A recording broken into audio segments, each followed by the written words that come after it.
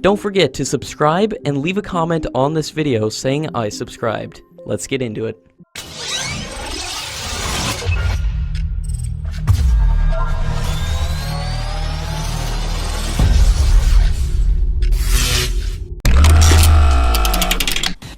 According to latest reports, the Tejas SP-12 light combat aircraft has completed its maiden flight.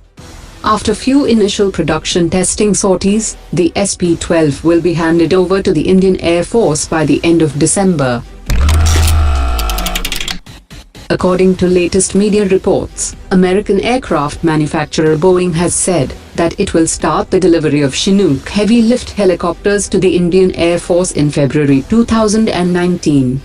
The entire fleet would be shipped in 1 or 2 consignments in a partially disassembled state, and Boeing is setting up facilities in India to reassemble and test fly the helicopters before being handed over to the Indian Air Force. The first Chinook airframe manufactured for the Indian Air Force had already made its inaugural flight in the US in July 2018. Eyeing future business with the Indian Armed Forces, General Atomics Aeronautical Systems has opened an office in New Delhi and has added an executive dedicated to secure defense deals with India.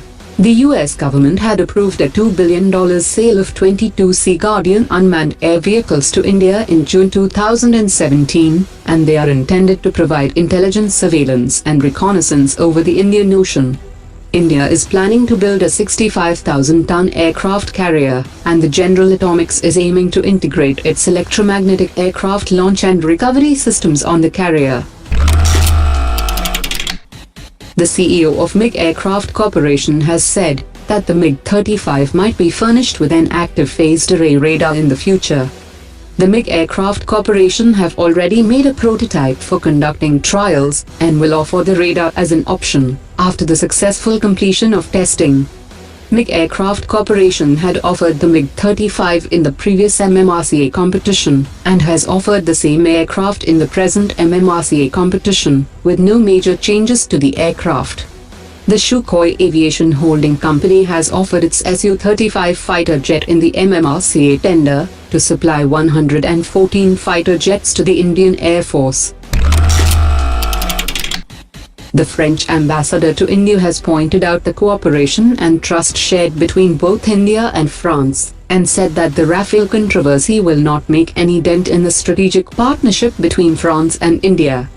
He also said that the commitment of Dassault Aviation for Make in India is impressive, and the 50% offset is very unique, as compared to other major procurements. There is a 50% offset clause in the Rafale contract that is going to be invested in India, and there will be room for hundreds of companies including Hindustan Aeronautics Limited, which had a very fruitful historical cooperation with French companies. The Ministry of Defense had issued an request for information to South Korea's Konkan Corporation and Italian shipbuilder Intermarine for building 12 mine countermeasure vessels for the Indian Navy.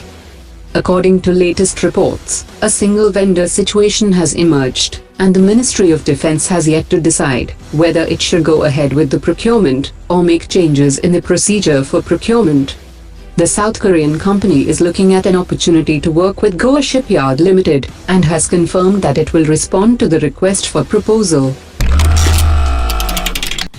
According to media reports, the Iranian Air Force is considering the purchase of JF-17 fighter jets to replace its aging F-14 and MiG-29 fighter jets. Iran planned to buy the Su-30 fighter jets from Russia, but the deal never took place because of the influence of the United States and several European countries. HMS Dragon of the Royal Navy of Britain has arrived in India to take part in a bilateral exercise with the Indian Navy. INS Kolkata and HMS Dragon will be participating in Konkan 2018, which is a bilateral exercise between the navies of the two countries, and the harbour phase of the exercise is scheduled till 2nd December.